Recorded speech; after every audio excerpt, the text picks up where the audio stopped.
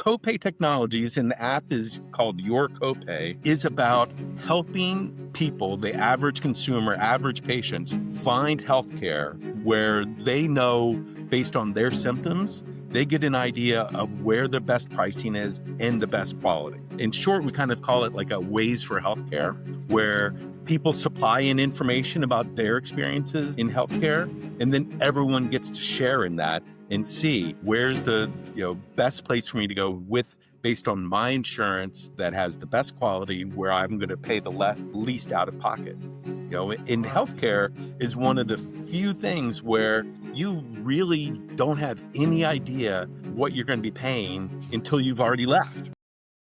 Hello, my fellow humans, and welcome to the Multiverse Technology Podcast. Today's guest is Dr. John Lees, healthcare innovator, PhD physicist, and CEO of Copay Technologies, the company behind the Your Copay app, making healthcare costs transparent and empowering patients nationwide.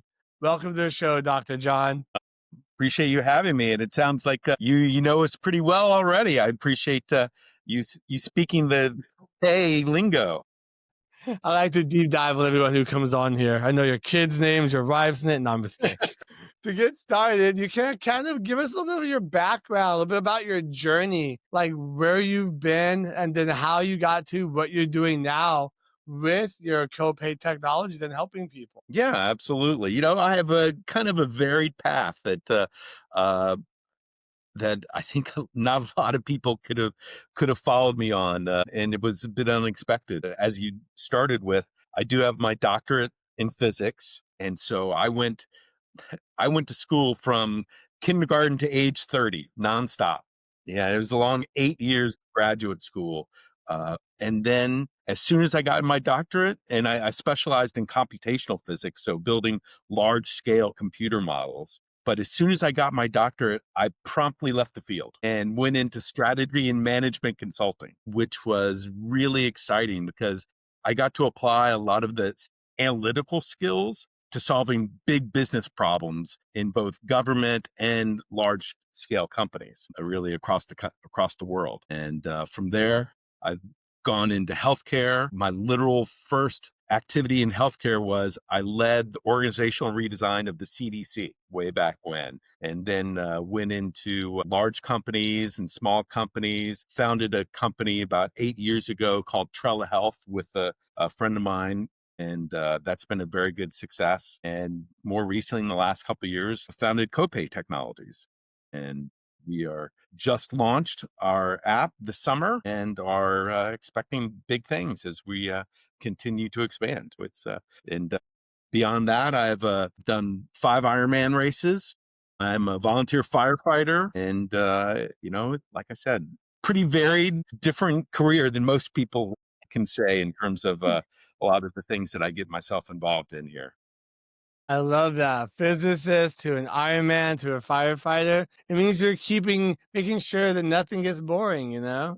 That's for sure. That's for sure. I'd love to know more about Copay. I know you said you started a company called Trail Health, but also Copay. What's that about? What are they doing? How are they helping people? Yeah. So Copay Technologies, and the app is called Your Copay, is about helping people, the average consumer, average patients, find healthcare where they know based on their symptoms, they get an idea of where the best pricing is and the best quality. In short, we kind of call it like a Waze for healthcare, where people supply in information about their experiences in healthcare, and then everyone gets to share in that and see, all right, I have a broken leg or I have appendicitis. Where's the best place for me to go with based on my insurance that has the best quality, where I'm going to pay the least out of pocket? In healthcare is one of the few things where you really don't have any idea what you're going to be paying until you've already left, right? Yeah. Imagine if people bought cars that way, right? You go buy a car and they say, drive the car home and then we'll tell you what you owe us, right? That's what healthcare is. Gotta come back and get the car, please. Yeah, exactly. Exactly. So our goal is to demystify and build that transparency, not only for the patients, but then we also want to empower healthcare facilities and eventually the insurance companies. So we want to go across the entire healthcare vertical and build that transparency because, in the United States, it's not really, no one's really excited to hear, or do we think we'll ever get to where there's socialized medicine like there is in like Europe and so forth. And I get that, and that makes sense. But what we want to do is build capitalism into healthcare, right? Because right now, the healthcare market is opaque and non transparent. And what happens when you have non transparency? You have people who take advantage of the inefficiencies in the Yeah. market, right? And so, what we want to do is level the playing field for everybody so that everybody knows what the prices are, what the expenses are at the facility level, at the insurance level, and the patient level, so that you start to get that efficient market that eventually applies downward pressure on costs. So, Redefine the healthcare system. yeah, so it's, our mission's pretty large, Yeah. but there's so many people. There are over 70 million Americans on high deductible healthcare plans who really have a big incentive to shop for healthcare but no real way to do that. And so we want to build that and give them that presence of mind so that they know what they're going to be paying when they go to get care. That is really a huge problem. I know, like, I had also had Kaiser for a while, and I would go there, I'd pay $50 deductible, and they're like, "Oh, cool, I paid $50." But like a month later, I get like a bill for like $1,000. I'm like, wait a second. And then my deductible still hasn't been all the way paid off. And like, it sucks. It's horrible. If I would have known that, maybe I would Yeah, have figured out something different, you know? right. Yeah. I mean, HMOs are tough because you'll get exposed to specialists who might not be part of the network. And then you're Yeah. suddenly paying big prices that you didn't think you were on the hook for. And it's so tough when we have, another 20 million Americans might lose healthcare at the beginning of the year with CA potentially going away, the subsidies. And so we really want to help. And healthcare debt is not dischargeable through bankruptcy. It's So it's going to not. I did follow not you. know that. WICTA is and it's one of the most, or it's the biggest driver pushing people into bankruptcy. So what happens is they go into bankruptcy and they get to discharge themselves of other debts, but not the healthcare debt. And it just, it's tough. And, you would think wellness should just be a basic human right, but that's not the way it works. No, I know as I've been growing up, I feel like I've been learning there's the definition between the healthcare system and wellness seem like to be almost two different things. You think inside and outside the healthcare system, like it's good and bad depending on, I guess, what underlying causes that you may have. Like I usually go more towards the holistic, but then sometimes something might happen. I have to go towards the healthcare system, and it's just kind of trying to figure out which way, knowing all my options and then knowing that how I'm gonna be able to pay my bill if I'm gonna be covered. It really sucks sometimes. Yeah, it's tough. Well, wellness, when you succeed in wellness, then you don't need healthcare, Yes, right? that is correct. Yeah. But the state of the matter is like the average American goes to visit doctor 2.5 times a year. That's it? That's I an thought it'd be average. more. Well, what happens is that you have some people, knock on wood like myself, who rarely has to go to the doctor. And then you have people who have, significant chronic conditions who have to go very regularly. So it averages out to about 2.5, but it's a big disparity between those who are like 0 and those who are like 20, right? Yeah, that is a huge disparity there. How long has Copay been around? Is it active right now or is it still in like beta? No, we are active. We're in both the Apple Store and the Google Play Store. And you can go to the website, app.yourcopay.com. Or if you just go to yourcopay.com, which is our corporate website, there are links to the downloads for the apps. So it's meant to be able to, people can do it from anywhere. Some people are more comfortable in front of their computers. Some would prefer to do it on their smartphone or tablet. So we enable people to access it from anywhere. How do you guys advertise for this? Because I've never like heard it come up anywhere. Well, we're relatively new. Yeah, Um, so we launched in mid-July, but we've started in the New York City area. very recent. So what and literally within the next week or two, we will be live within LA and Chicago, and then soon to be nationwide. Wow, that's amazing. That could definitely be a game changer, providing the government is still feeding into the healthcare, like you said earlier.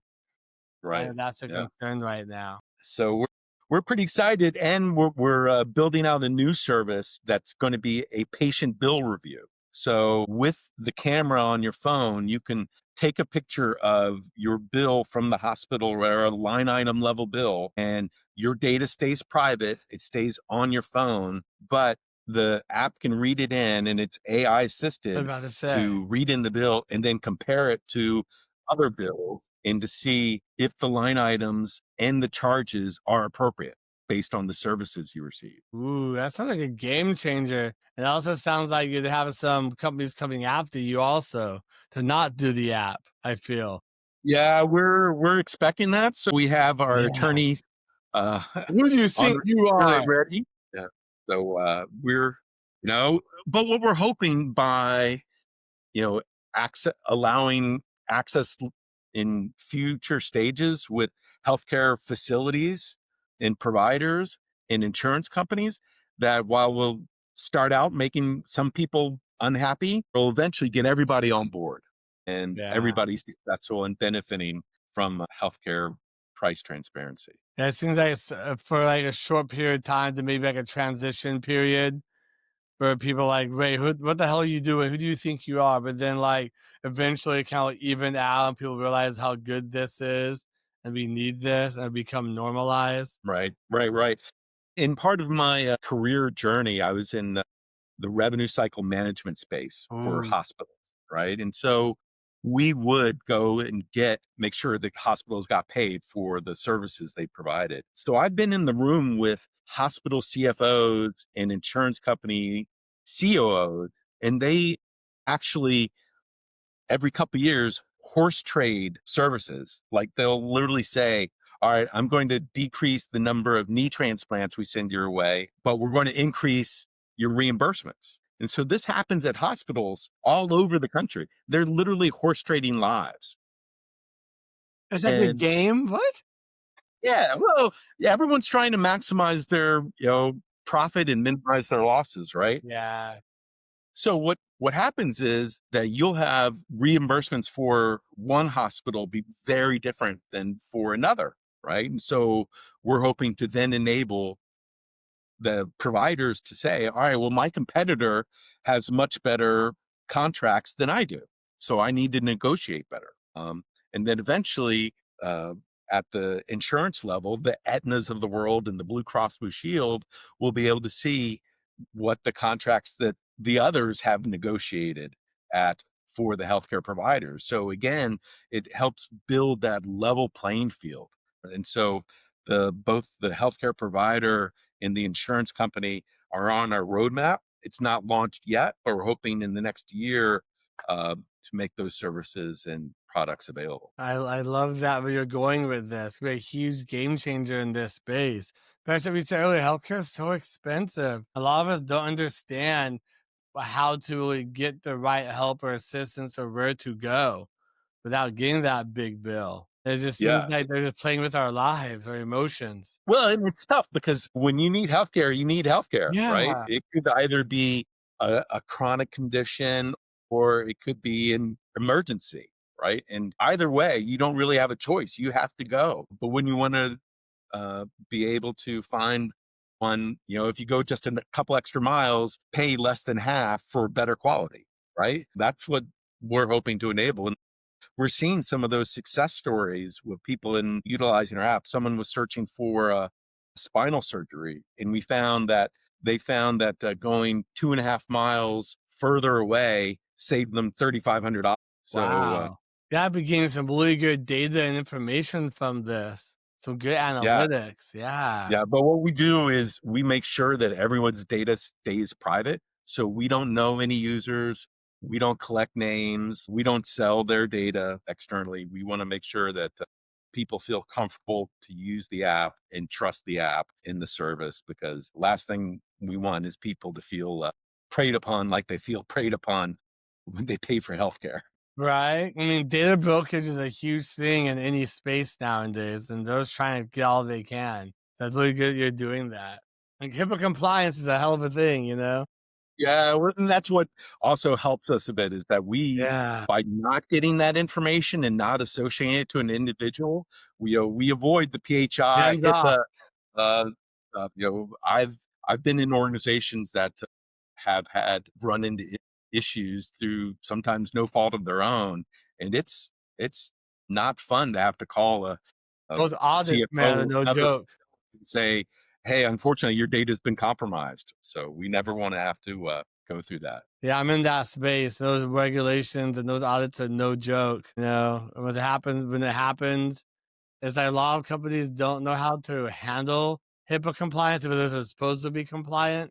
And when that breach happens, it can be unfortunate. You lose the whole company, Yeah, yeah, the absolutely. It's trust and everything. Yeah, yeah. So it's no joke, and we just want to avoid that issue altogether, as well as making sure people feel safe utilizing your copay. I love that. What are some challenges that you've experienced when you guys are trying to get this off the ground? Like, is it reaching out to certain networks in healthcare or like finding data? What's that been like?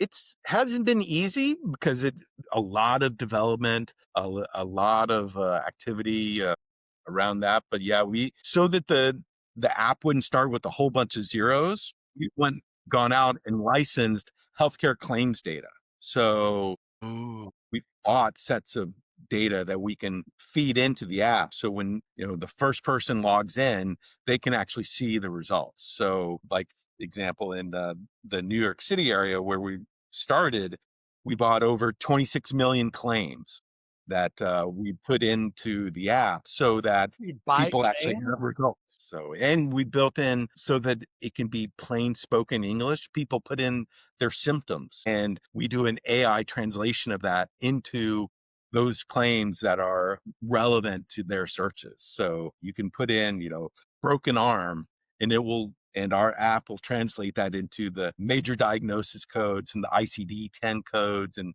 so forth, all the healthcare lingo mumbo jumbo that is specific to that, to pull in the relevant information for the patient. I like that, keeping it simplistic so people can understand what they're looking at.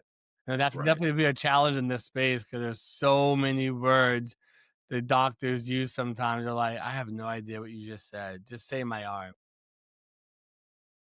Yeah, exactly. Well, they went to 4 years of school, 2 years of residency, and then, X number of years after that before they were enabled to do that. So they have a lingo all of their own. I feel like there's some kind of school that doctors should have gone to remember how to communicate with people outside of their space as human beings sometimes, you know?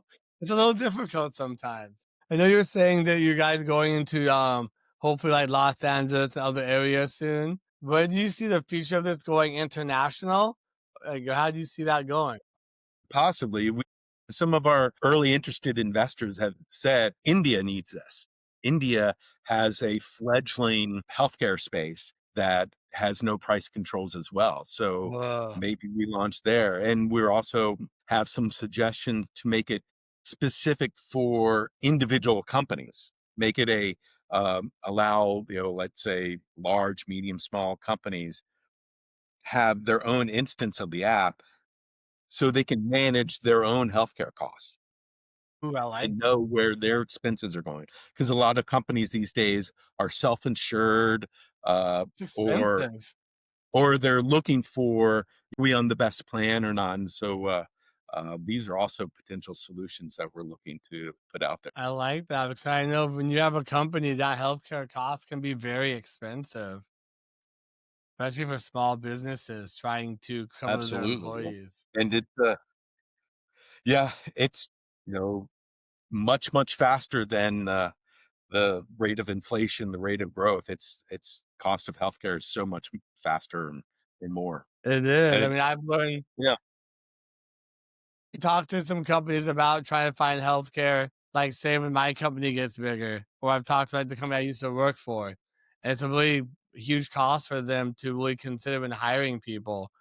But with pre-existing conditions and whatnot, that it's going to cost them more or less to hire them.